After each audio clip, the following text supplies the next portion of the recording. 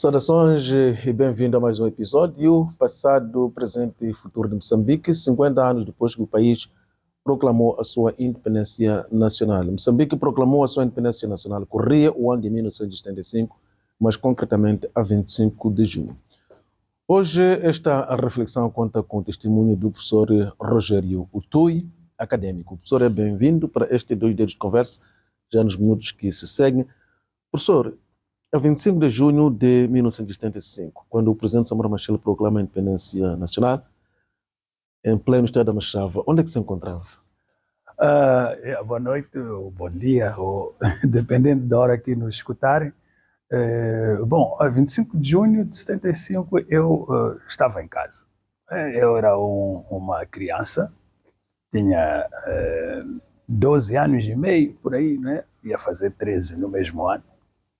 4 meses mais tarde, depois da independência, completei 13 anos. Então eu estava em casa, era um estudante da sexta classe, na escola secundária do Noroeste, e pronto, era uma pessoa que já percebia das coisas, do grande movimento da independência, etc. O meu pai e alguns meus irmãos mais velhos foram ao estádio da Machava. Era uma noite fria e chuvosa, não muita chuva, mas aquela chuva suficiente para abençoar o acto. Exatamente, a nossa maneira africana. Então, é esta a lembrança que eu tenho. No dia seguinte, nós participamos no dia 26, portanto, num festival que houve lá na Machava, de ginástica de massas para crianças, né, da escola secundária principalmente. E pronto, é esta a lembrança que eu tenho. Mas tenho também a lembrança de momentos de grande euforia, que foram antes e depois da independência. E eu também, de alguma maneira, participei neste movimento da independência, de forma ativa mesmo. Participei, como já era um estudante eu ia entrar para o liceu, não é? Ia entrar para o liceu, então já era um estudante que podia participar nas campanhas de alfabetização. Alfabetizando, literal, exatamente. Eu já estava no liceu, não podia ser alfabetizado. E então foi esta a minha primeira grande contribuição, digamos, para a Revolução Moçambicana, foi a participação nas campanhas de alfabetização. Quem organiza o festival 26 de junho no estado da Machava, onde esteve? Isto foi tudo organizado pelo Ministério da Educação. Nessa altura tínhamos um Ministério da Educação já, né? E Cultura chamava-se, ou Secretaria de Estado de Educação e Cultura, qualquer coisa assim. Lembro-me que era o Gideon Dobb, o titular, e comportavam também partes do desporto escolar, etc, etc. E muitas das pessoas que estavam lá, alguns eram meus professores de educação física. O professor Antônio Prista é um deles que estava, do grupo dos que estavam à frente, né, na preparação dos jovens para este festival. O facto de ter estudado na escola secundária Noroeste tem a ver com preferência da família ou tem a ver com a época que se vivia na altura, o regime colonial? Porque a escola secundária do Noroeste está na zona suburbana. Sim. Mas podia ter optado por estudar em algumas escolas da zona de cimento. Sim, podia ter optado, mas repara que em algum tempo, inícios da década de 70, né, o regime colonial, até a partir de meados, últimos anos da década de 60 e inícios da década de 70, o regime colonial, talvez para fazer responder à pressão que sofria, tanto a nível diplomático internacional, portanto o colonialismo era combatido a nível das Nações Unidas, houve as declarações das Nações Unidas da autodeterminação, do direito à autodeterminação dos povos, Então o colonialismo passou a ser combatido. E mesmo a nível dos seus aliados, o governo português era pressionado pelos seus aliados, pela Itália, pela França, etc., que já tinham entrado em processos de descolonização das suas antigas colônias, até já tinham terminado. A França procedeu ao processo de descolonização a partir da década 50, finais da década 50, e até início da década 60, todas as antigas colônias francesas foram independentes.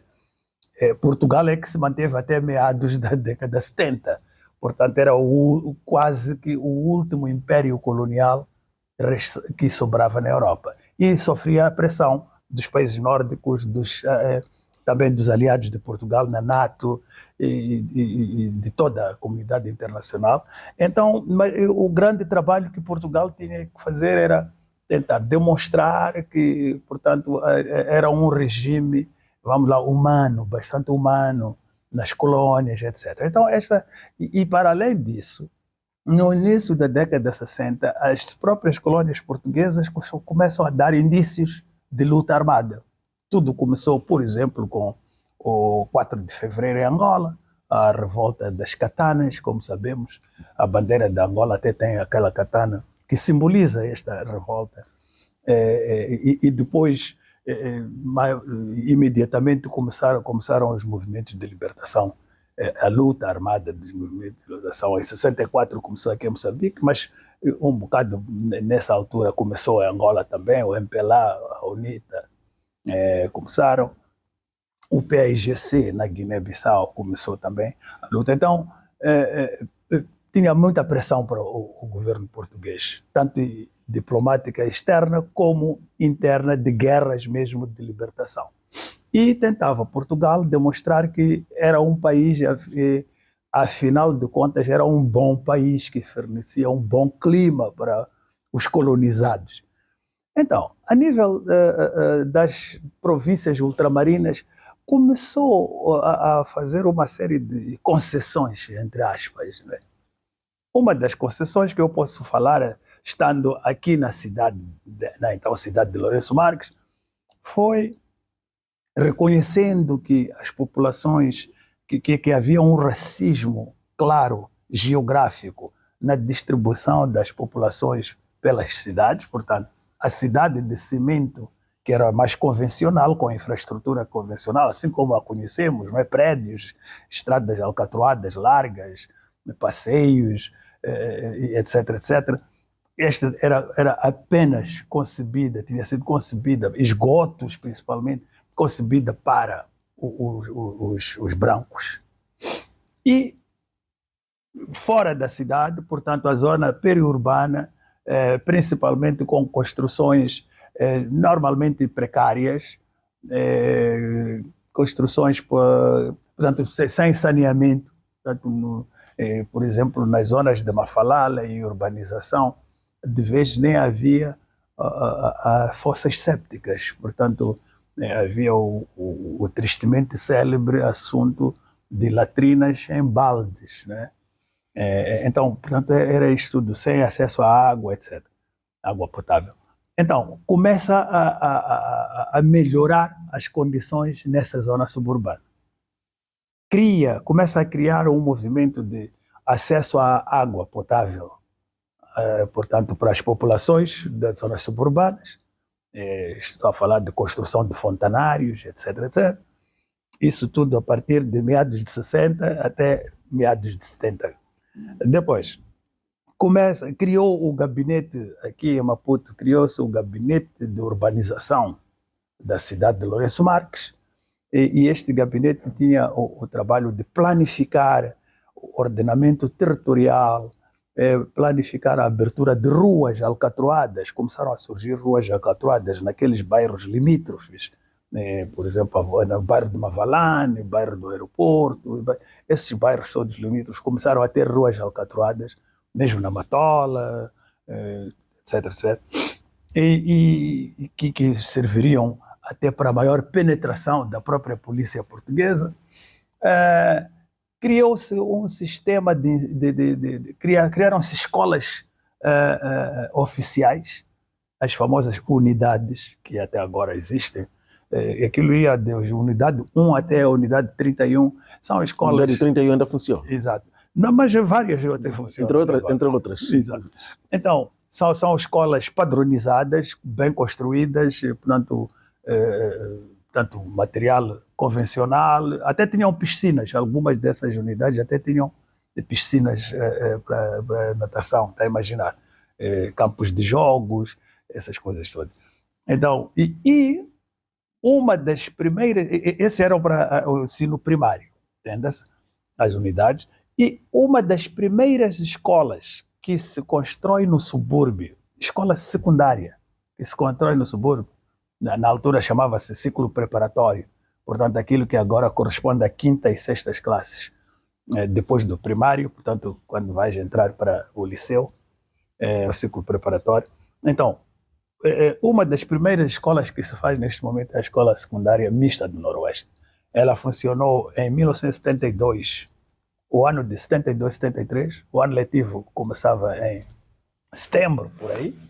Então funcionou naquilo que é hoje a Escola Primária das Forças Populares, na Avenida das Forças, muito perto da Praça dos Heróis, ali pertinho. Então funcionou um ano enquanto estava-se a construir a própria escola gigantesca secundária mista do Noroeste. No ano seguinte, 1973 para 74, em setembro de 73, abre a escola secundária mista do Noroeste, preparatória mista do Noroeste, e é quando eu estou a entrar para a quinta classe, em 1973. E logicamente, se fosse um ano antes, eu teria que ter entrado talvez numa escola dentro da cidade de Cimento, como se fazia nos tempos, era Joaquim de Araújo, que é a Estrela Vermelha, ou General Machado, que é ali onde é a UP, agora era uma escola secundária, e por aí vai. Mas, pronto, nesse ano o ensino secundário, preparatório secundário, entrou também para os subúrbios, graças a esta mudança da atitude do governo colonial, e tivemos uma escola preparatória, portanto, no subúrbio, mais perto de nós, e fomos canalizados para lá. O facto de ter entrado para o liceu já um pouco depois da proclamação da independência nacional não atrapalhou o seu processo acadêmico? Não. Porque há muitos quadros, há muitos jovens que tiveram de ser chamados a responder aos desafios de então. Não foi bem assim.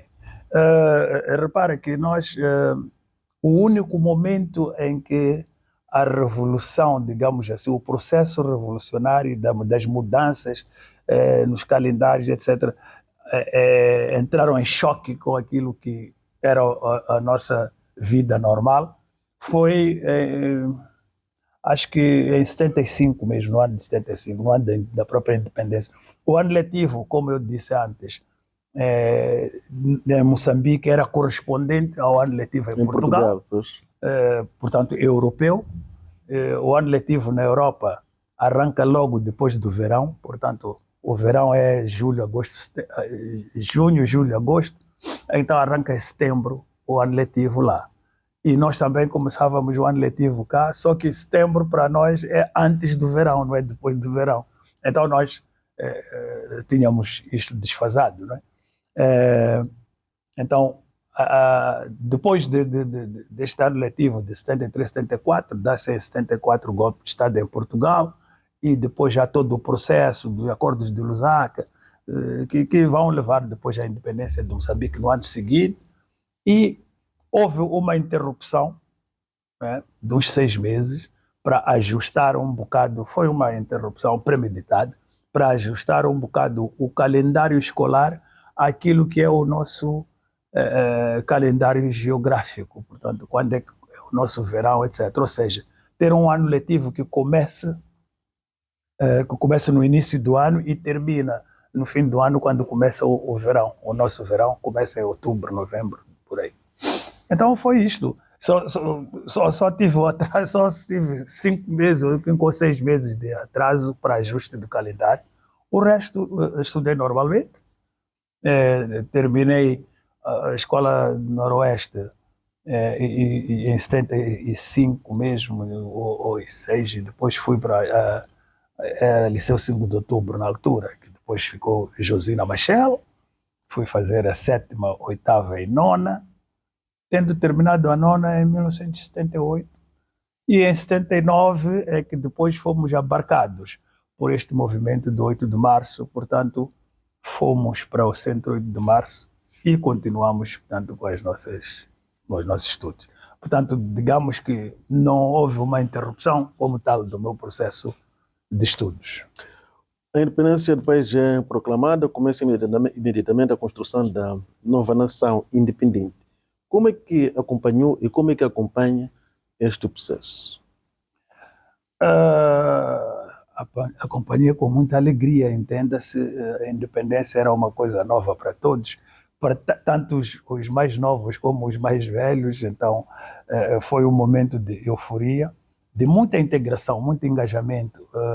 Todas as pessoas queriam participar e pronto, era um processo novo e todos sentiam que agora temos um país que é nosso e as palavras galvanizadoras da Frelimo, portanto, apanharam também uma predisposição popular de toda a gente em participar, em fazer, dar alguma contribuição para o triunfo desta revolução, sentindo que era uma coisa nova que precisava de ser acarinhada e cada um tinha que ajudar. E foi assim também que eu percebi, e é por isso que eu disse já, que participei em movimentos de alfabetização de adultos, que foram momentos interessantes para nós, não é? De repente és professor enquanto tens 13 ou 14 anos, é interessante, mas, portanto, abre espaço para um aprendizado muito maior. Participamos em sessões de estudo político. O estudo político, digamos, trouxe-nos conhecimento de aspectos de história de Moçambique. Portanto, a Frelimo veio com as primeiras versões da história de Moçambique. Não é? Lembro-me que até o falecido professor Ganhão foi o autor do livro principal de história de Moçambique que se usou nas zonas libertadas e que foi o livro que passou aqui para o Sistema Nacional de Educação. Então, começamos a conhecer nomes, saber como é que foi o Monomotapa, ouvimos pela primeira vez essas palavras, porque antes nós só estudávamos história de Portugal, entenda-se. Até conhecemos todos os rios, linhas férreas de Portugal, incluindo de Angola. Exatamente, linhas férreas, estradas, rios, montanhas, províncias, distritos e por aí vai. É muito bom para a cultura geral, entenda-se. Não me arrependo de ter aprendido isso, mas o importante, o essencial seria principalmente termos aprendido com maior acuidade, com maior profundidade, histórias verdadeiras da nossa realidade, portanto, a nossa história, de onde é que vem Moçambique, quem são os povos, os mosaicos, o mosaico étnico de Moçambique, de onde é que vieram os primeiros povos que constituíram Moçambique, qual foi o processo da evolução, nas diferentes idades históricas, idade da pedra, na idade do cobre, o que é que se fez, e que até viemos a saber mais tarde, quer dizer que eram sociedades muito bem organizadas. Por exemplo, o Império do Monomotapa, do Grande Zimbábue, que é da idade medieval, estamos a falar de 1200, 1300, no ano 1200, 1300, era um Estado organizado. Dominava o processamento mineral, por exemplo, explorava ouro. O ouro de Manica já é explorado desde 1200 e tal, no tempo do Zimbábue. Dominava a metalurgia do cobre, fundia metais. Portanto, e tinha o conceito de império mesmo, reis, súbditos, e cobrava impostos. Portanto, uma organização estatal séria. E isso nós já tínhamos aqui. Estou a falar de mais de 3 séculos antes de chegarem aqui os portugueses. Portanto, essas coisas todas levamos muito tempo a aprender. Nós aprendemos que em Portugal houve, sabemos tudo, desde o Dom Afonso Henriques, que funda, não é, o Portugal, conhecemos essa história toda, mas de nós próprios pouco sabíamos. Então, este foi um grande tempo de descobertas para nós. Após a independência, aprendemos todas essas realidades do nosso povo, aprendemos também a essência da luta armada, em que consistiu, os grandes problemas e desafios que a própria Frelimo enfrentou durante a luta. Claro, contado de uma maneira muito superficial, também éramos crianças, não tínhamos como imaginar muito mais, mas foi este momento de descoberta de Moçambique, portanto posso dizer assim. Então, depois da independência, participamos ativamente, participei também em movimentos de arroz, de ceifa de arroz. Eu era já em choque, eu era já estudante secundário, estava 7ª, 8ª classe, no próprio discurso do 8 de março, no pavilhão de Machaquel, o presidente Samora, eu estive lá dentro, né? Fui como estudante da 8ª classe. Portanto, no ano seguinte, eu ia concluir a 9ª e seria abarcado, portanto, por este movimento. Então, fomos lá estar. Então, está a ver, é isto. São boas recordações de momentos de engajamento voluntário, participação ativa, independentemente da idade, nesses processos, portanto, revolucionários, posso chamar assim.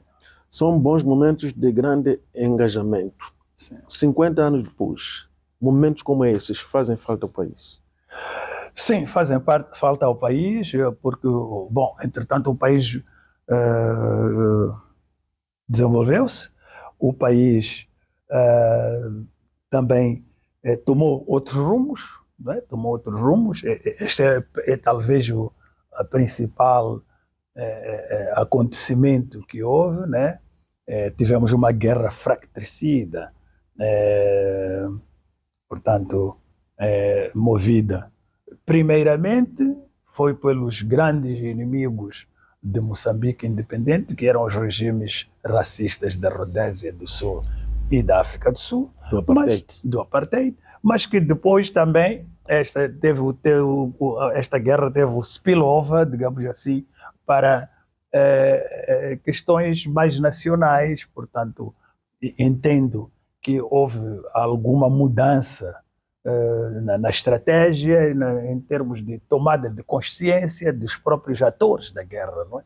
Se no início a criação deste movimento de resistência teve intrinsecamente ligada com o apartheid, com o regime do apartheid, com o regime rhodesiano mais do Zimbábue, antes portanto, do Ian Smith, mas depois o próprio movimento de resistência se transfigurou, digamos assim, talvez tornou-se mais moçambicano, mudou, vamos lá, aperfeiçoou um bocado a sua componente política, não é?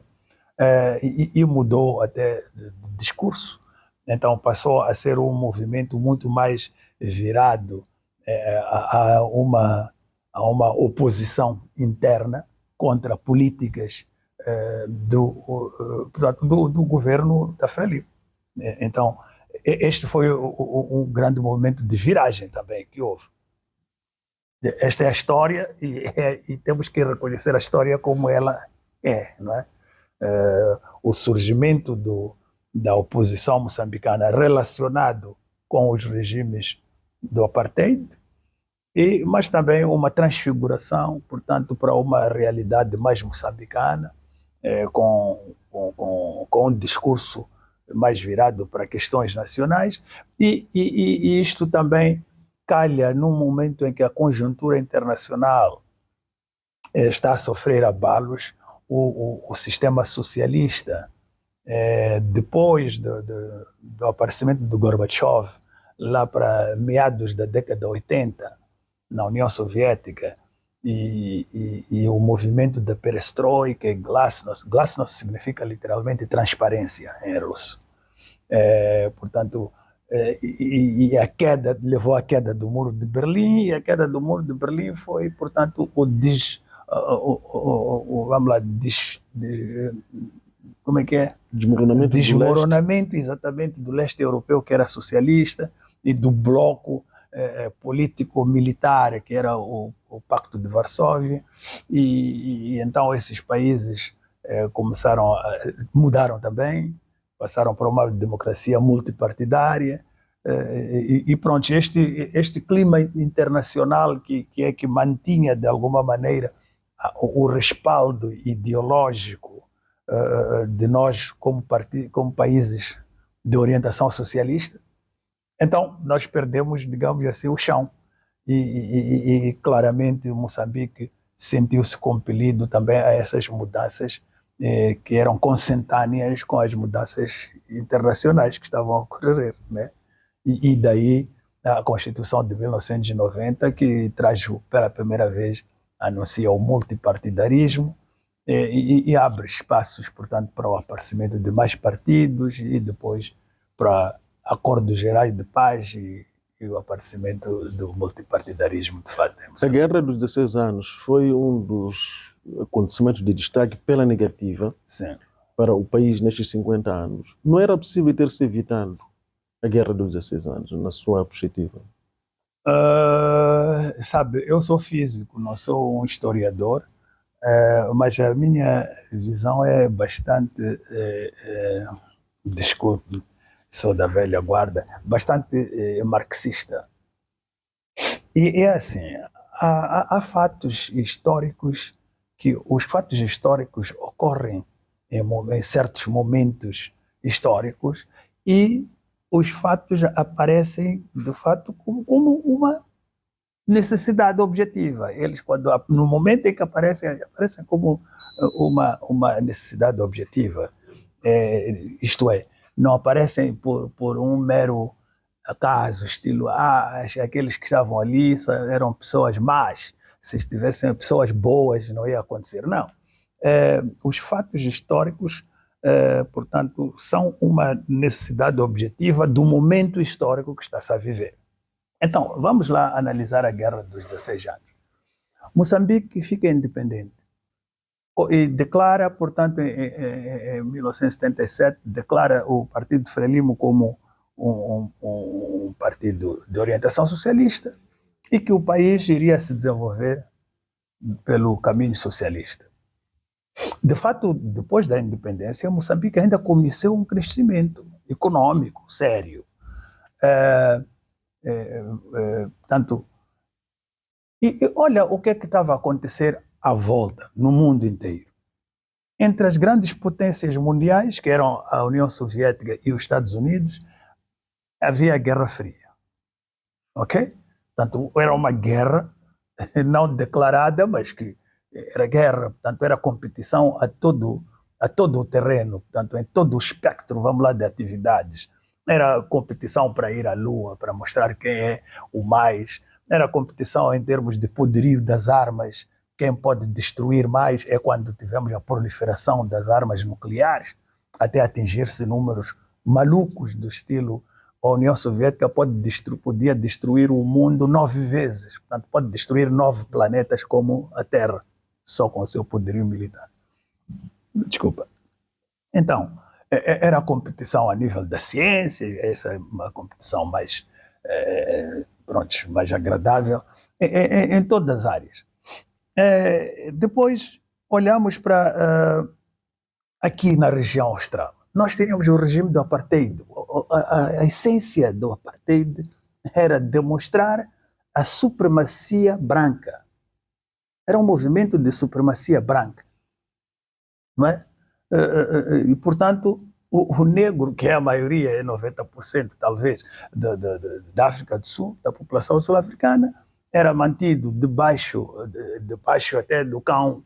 Até havia afirmações de alguns dos precursores deste movimento do apartheid, do próprio Luís Verwoerd, que é o criador do apartheid, o primeiro-ministro do tempo do apartheid, portanto, que falava assim abertamente que os negros estão não sei quanto abaixo do cão e coisas assim do gênero. E a sociedade inteira agia como tal, não é? Tu, para entrar no machibombo, o machibombo era só para a raça branca, o preto não podia entrar. A caminhar por um passeio Se veja um branco a vir, tens que desviar para ele passar, não podes te cruzar. Portanto, Até não podiam partilhar paragens. não podes de partilhar Machugombo. paragens. Eram coisas. Portanto, era tratado mesmo como um cão, assim como falava a própria doutrina do Cão não amado pelo seu dono. Não, sim, porque os cães que normalmente agora vemos aqui nas novelas até beijam os donos, etc. Este cão era pior. Então, o apartheid era isto. E quando de repente, na fronteira mais próxima da África do Sul, surge um regime de negros que está a governar normalmente, está a demonstrar que afinal o negro não é um cão, nem pouco mais ou menos. Então, isto é um desafio muito grande para toda a estrutura teórica e existencial do apartheid. Portanto, nós, só por existirmos como Moçambique, tornámos-nos um grande desafio, não é, contra o apartheid. Quem diz o apartheid na África do Sul, a Rodésia do Sul também, que tinha uma governação do Ian Smith, que era também de apartheid, mais ou menos. Então, tu tens esta conjuntura. A nível mundial, são dois sistemas a lutar. A nível aqui, local, também nós estamos imediatamente em guerra com os sul-africanos. E para piorar, Moçambique, em 1976, fecha as fronteiras com a Rodésia do Sul. O presidente Samora declara, portanto, que fecha as fronteiras em cumprimento a uma declaração das Nações Unidas, não é, para isolar. Que mais interessava a Inglaterra, mais essa declaração. interessava exatamente a Inglaterra. Moçambique fecha as fronteiras e Rodésia do Sul encontra aqui um motivo para começar a atacar Moçambique já com armas vivas, não só o ataque ideológico, não só criando a voz da África Livre e mandando impropérios contra o presidente Samora e o seu governo, mas já através de incursões militares, invadindo, destruindo infraestruturas, promovendo massacres e perseguindo supostamente guerrilheiros do Zimbábue. Moçambique passou nessa altura a ser o suporte estratégico, portanto, da guerrilha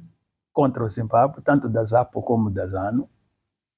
E então, está a ver, surge neste momento. Então, quando tu estás numa situação dessas e o teu inimigo, que é a Rodésia do Sul, sente que temos que enfraquecer este governo, porque este governo está, digamos que, a atiçar os negros do Zimbábue a lutar contra este regime minoritário no Zimbábue e também na África do Sul. E o próprio governo da Rodésia, um grande coronel lá, como é que se chama, qualquer coisa, Scout, tenho até um livro dele, ele cria movimentos para desestabilização. Portanto, isto é um processo de luta contra Moçambique. Então, o que é que Moçambique podia fazer para evitar isso? Não podia fazer nada. O que é que nós podíamos fazer para evitar que o apartheid não gostasse de nós? O apartheid não podia gostar de nós. Nós éramos um mau exemplo para a população sul-africana. A população sul-africana, afinal de contas, nós não somos nada cães, nem coisa que se pareça, e nós temos direito até a governar, não é? Vendo o exemplo de Moçambique. Então, estes governos é que começam a criar movimentos para desestabilizar, não é? E estes movimentos é que se tornaram mais tarde a resistência moçambicana. Não é Moçambique que declarou guerra ao apartheid, nunca declarou. Aliás, Moçambique até assinou o acordo de paz com o apartheid, não é? Em combate.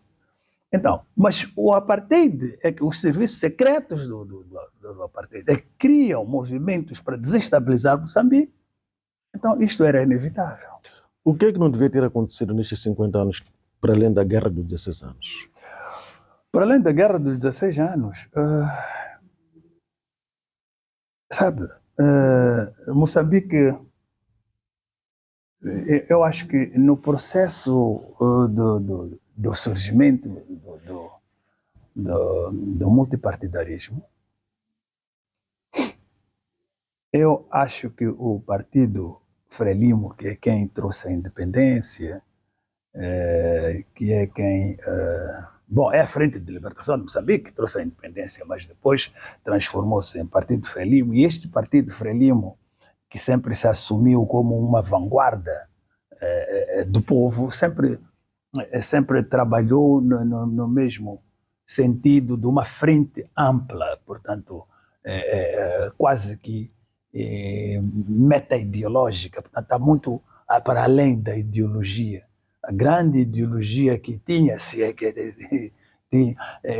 podemos chamar a essa ideologia, era de servir o povo como um todo. E foi assim que se portou durante os primeiros anos da independência. Então, quando se dá a passagem para o multipartidarismo, e também, talvez, com estes ventos da mudança, o Partido Frelimo, que já era partido nessa altura, e que era marxista-leninista, essas coisas todas conhecemos, portanto, toda a doutrina, faz o grande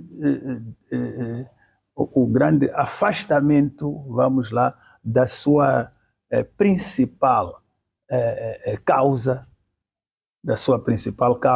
que é lutar pelos trabalhadores. Portanto, no início até a doutrina era muito fácil, era pelos operários e camponeses. Este conceito de operários e camponeses significa principalmente, para a nossa situação, significa lutar pelos pobres. Ok? Porque a nossa classe operária sempre foi fraca. Nós nunca fomos um país industrializado. Nós tínhamos algumas indústrias de transformação, indústria ligeira, chama-se assim. Estava a começar, tínhamos 2 ou 3 casos que podemos chamar indústria pesada como tal, de carruagens, metalomecânica, coisas assim de género. Mas o normal, o que nós tínhamos era a indústria ligeira, era fabricar garfos, fabricar leite condensado, coisas assim, fabricar confecções, sim. E isso era a nossa base de industrialização, e os operários como tal eram muito limitados às cidades e poucos. Então não era uma classe muito forte, muito vibrante, com todas aquelas características que pudessem, digamos que, manter uma revolução à boa maneira marxista. Porém, então, aliás, eu entendo que este conceito de a Frelimo assumir-se como representante de camponeses e operários significa certamente que era a representação dos pobres. Aí assumia a representação de fato de todo o país, porque o povo moçambicano era pobre e, como sabemos, continua pobre, não é? O Banco Mundial já nos disse, tanto temos os segundos mais pobres do mundo. Exatamente, temos 80 e tal % de pessoas que vivem abaixo de $3 por dia. $3, estamos a falar de 180 meticais por dia. 80% da população vive abaixo disso. Portanto, não há dúvida nenhuma que somos um país pobre. Então, este conceito, esta ideologia de operário camponesa que a Frelimo trazia, perdeu. Portanto, no momento em que se dá a passagem para o multipartidarismo, entendeu a Frelimo em transformar-se ela própria num partido burguês.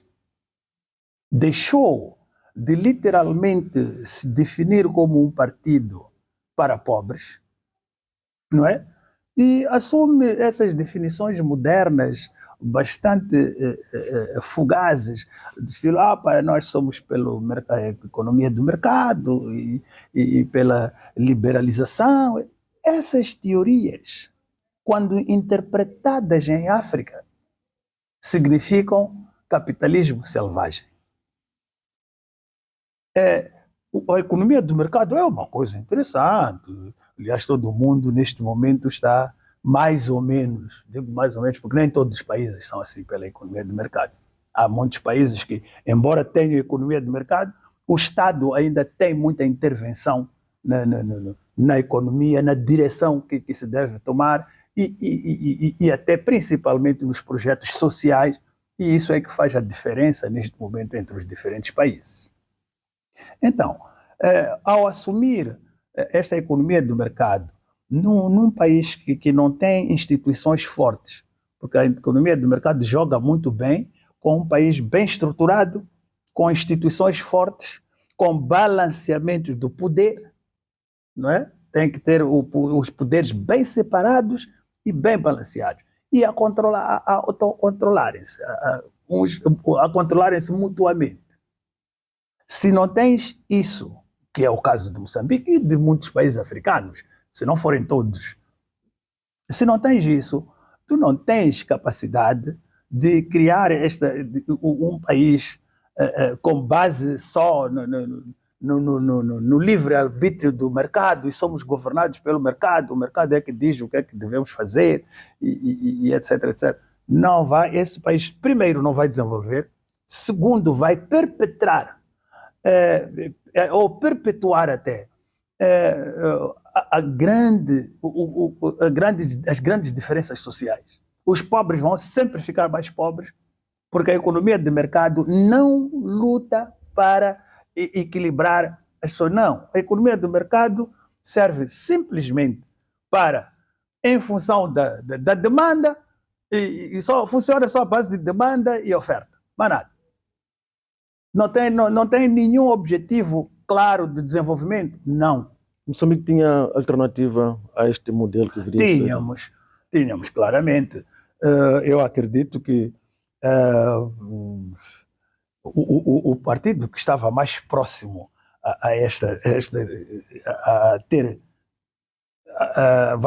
continuar um processo de desenvolvimento em que balanceasse, a função do Estado na sociedade, era quem sempre esteve no poder, que era Frelimo. E a Frelimo tinha chances muito boas de continuar a ser um país popular democrático, se quisermos assim, um país que pugnasse mais pelo controle do Estado em certas áreas, que é muito importante, deixar o mercado fruir até desta organização estatal, mas que pudesse direcionar políticas mais assertivas, mais sociais, que é o que nós estamos a sentir agora que precisamos. Precisamos de políticas mais sociais, precisamos de olhar para os pobres, porque nós paramos de olhar para isso e deixamos para o mercado decidir. Sabe o que é que acontece quando o mercado decide? Quando tem que se construir uma escola nova, o investidor no mercado livre vai investir onde? Vai investir na aldeia em Chimbonila ou vai investir em Maputo?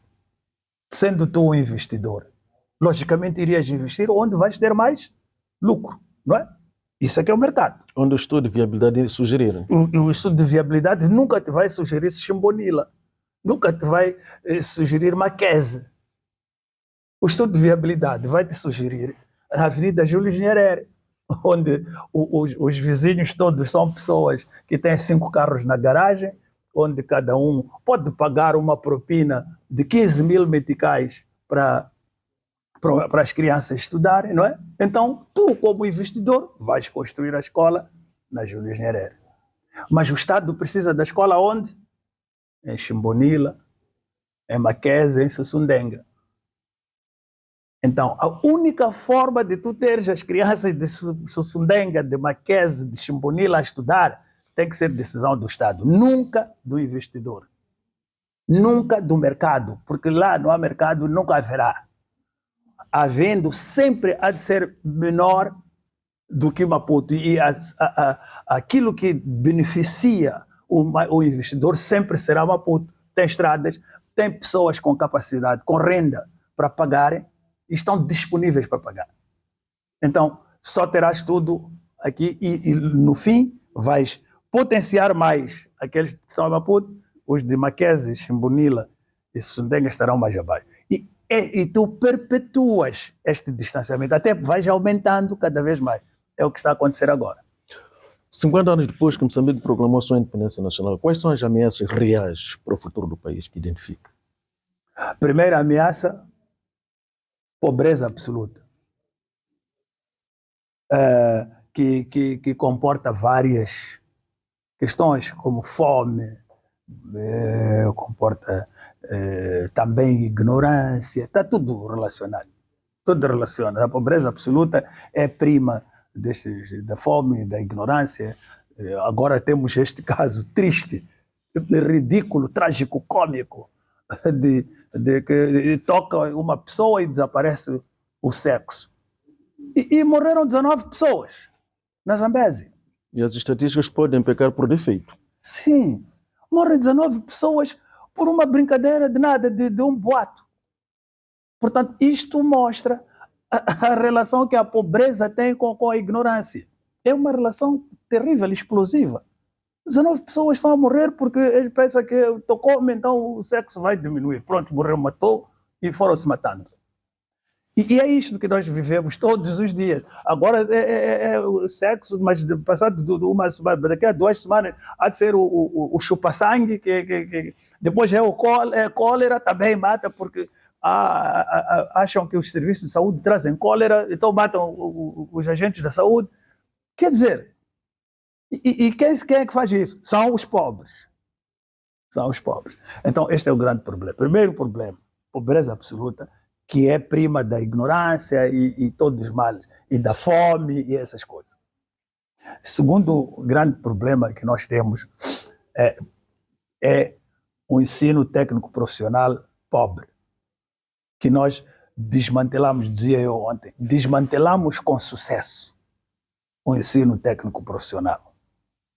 E foi o grande problema, grande desastre que nós tivemos nesses anos da independência. Desmantelamos com sucesso, pode explicar melhor? Porque esforçámos-nos muito para desmantelar. O ensino técnico profissional estava organizado desde aqueles níveis básicos de mestre, mestria, que se adquiria a nível das escolas básicas de artes e ofícios, até níveis mais elevados de operário especializado que se adquiria ao nível de um instituto industrial. E, fique a saber, o ensino técnico profissional é o único que forma pessoas que produzem riqueza. Tudo o resto somos pessoas que servimos para falar. Os cientistas, como eu, só servimos para idealizar. Podemos ter ideias, se tivermos, se chegarmos lá, ter ideias que melhorem processos produtivos, aumentem produtividade, sim, podemos. Mas quem produz riqueza são pessoas com ensino técnico profissional que estão ali, que estão na machamba a cultivar melhor batata, a ter maior produtividade, é ensino técnico profissional. Que estão na fábrica, está a produzir um carro, ou está a produzir, sei lá, uma lâmpada ou uma câmara, tudo o que quiser. São esses. E nós desmantelamos. E digo com sucesso porque nós levamos muito tempo e fizemos de várias maneiras, isto é, fomos tentando várias maneiras, não é? Cada um, qual delas a mais errada, não é? Para enquadrar este ensino técnico profissional dentro de um sistema harmonioso, não é? E nós fomos tirando, cortando, até chegar a este ponto em que já estamos mesmo muito mal. Estamos muito mal. Agora temos que repensar.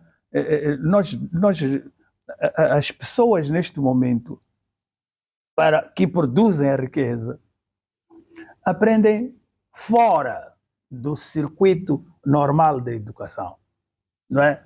Se queres ver quem é o carpinteiro, é um que aprendeu do avô lá e tal a ser carpinteiro.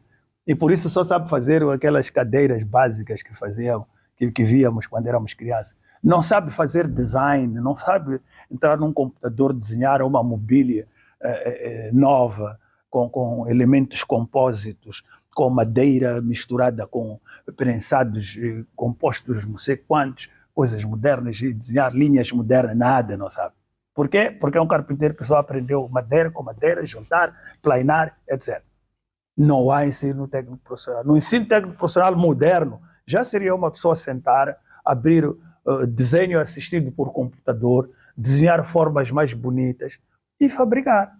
Nós não temos. Em Moçambique tivemos nestes 50 anos do ponto de vista da justiça social, do ponto de vista da inclusão, tendo em conta que o tempo já nos pressiona bastante. O que é que eu tenho a dizer sobre isso? Olha, os primeiros anos da independência e até vários anos depois foram anos épicos e exemplares de o que é que significa a justiça popular, não é? Justiça popular, entendo, aquela noção de, primeiro, assumirmos que todos são iguais, de fato, e depois direcionarmos os serviços do Estado para a população.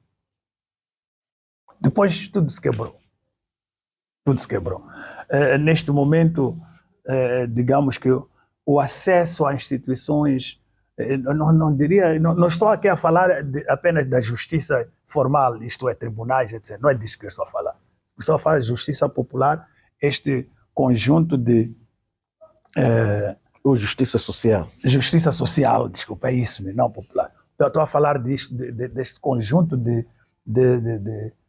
instituições, barra leis e hábitos e procedimentos que colocam as pessoas, de fato, numa situação de igualdade e sentirem que estão a usufruir vamos lá, de um Estado que toma conta, que está atento à minha vida. Não é? Portanto, considero justiça social ter acesso a um hospital. Sabe? Não estou a falar de justiça como formalmente o edifício onde está um juiz. Não é disso que estamos a falar. Isso é para quem está quem precisa de ir lá a uma instituição de justiça. Mas nós, os outros, normais, eu considero que estou num estado de justiça social. Se eu sinto-me doente, vou a um hospital onde sou bem tratado, sou recebido por um médico e um enfermeiro, sou tratado em tempo normal, que leva ao tratamento, não tenho que esperar 3 meses para ir a uma consulta no hospital público, por exemplo, do ouvido. Depois, tenho acesso aos medicamentos, aos curativos que são diagnosticados e receitados, não é? São receitados e eu sei onde comprar e posso comprar. Isto é um estado de justiça. E quero ir à escola, o meu filho vai à escola. Sim, senhora, tem acesso a uma escola pública, onde não paga ou tem um pagamento simbólico, porque a escola pública é mantida pelo sistema do Estado. Isto é um estado de justiça social. Não é? A escola pública não é vista como um gasto que o Estado tem, é vista, sim, como um investimento que o Estado está a fazer nos seus, no seu futuro, está a investir para o futuro, para a continuidade deste Estado. Investe nestas crianças para estudarem bem, para terem mais saúde, para amanhã nós termos um Estado cada vez mais forte. Essa justiça social não há termo na atualidade. Negativo.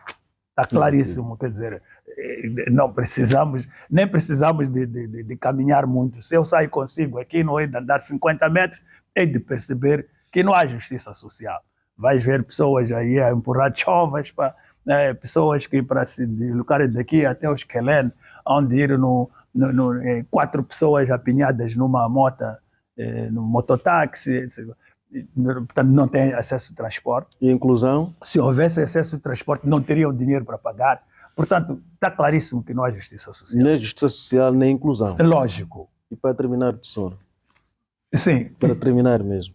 Para terminar, o que eu tenho a dizer é que estou feliz por ter vivido 1 a 1 os 50 anos da independência. Como eu disse, aos 50 anos da independência, eu completei 13, no ano da independência, portanto, completei os meus 13 anos, vivi os 50 anos presenciei todas as transformações, desde as iniciais, que foram muito boas. Ajudou a construir o país? Ajudei bastante a construir Já não o país. ajuda? Acho que ajuda. Eu estou vivo, trabalho ainda, estou reformado no Estado, mas ainda continuo a exercer funções de apoio aqui na própria universidade. Ainda apoio cursos de doutoramento, portanto, leciono, organizo e dou a cara numa série de aspectos de programação. Portanto, estou a ajudar bastante. Continuo a ajudar os mais jovens nas licenciaturas, etc. Ajudo socialmente, participo numa série de organizações de índole social, desde a igreja, incluindo clubes diversos. Sou presidente de direção do Aeroclube de Moçambique, onde ajudo também na prática do desporto aeronáutico e nesta iniciativa nacional de impulsionar desde a prática, mas também a formação de profissionais de pilotagem, etc. Estou a dar a minha experiência como um gestor acadêmico nisso. E faço mais coisas, quer dizer, normal, sou um indivíduo social, altamente ativo, trabalho, vamos lá, comento aspectos interessantes da nossa sociedade na televisão. Acho que também é uma ajuda que estou a dar, tendo em conta alguma experiência que adquiri na gestão de coisas do Estado, e posso opinar. Então, acho que estou muito satisfeito e gostaria que este Estado fosse de fato um Estado, se tornasse um Estado de justiça social, olhasse para as crianças que estão a nascer e desse principalmente educação de nível. Olhar principalmente para a educação técnico-profissional, que é quem forma as pessoas que produzem o dinheiro, a riqueza das nações. São pessoas que sabem fazer. E depois, um país também que tem que se afirmar cada vez mais. Temos que ter leis muito sérias, muito robustas, para defender os nossos recursos minerais, falo principalmente. Nós acabamos descobrindo que temos, graças a Deus, temos muitos recursos minerais de valor, que estão muito valorizados neste momento. Mas não temos leis, não temos procedimentos para estes recursos reverterem a favor do próprio Estado e investirem na sua juventude. Então, o que é que fazemos? E só deixamos os recursos serem roubados, chamo isto roubo, por pessoas, sejam nacionais como estrangeiras, até podem ter cartas ou licenças mineiras que seja, mas os minerais são propriedade do Estado e devem ser usados para o Estado, portanto, executar os grandes... Ou seja, são propriedade dos moçambicanos. Dos moçambicanos. Muito obrigado, e neste momento os moçambicanos não estão a tirar proveito. Muito obrigado, professor, pela sua disponibilidade para nos ajudar a pensar no passado, presente e futuro de Moçambique. Fazemos esta reflexão à luz das celebrações dos 50 anos depois que o país proclamou a sua independência nacional. O professor Rogério Utui, acadêmico, foi hoje o nosso convidado para nos ajudar nesta reflexão que se impõe. Caro telespectador, nosso muito obrigado pela preferência. Continue ligado a nós e fique bem.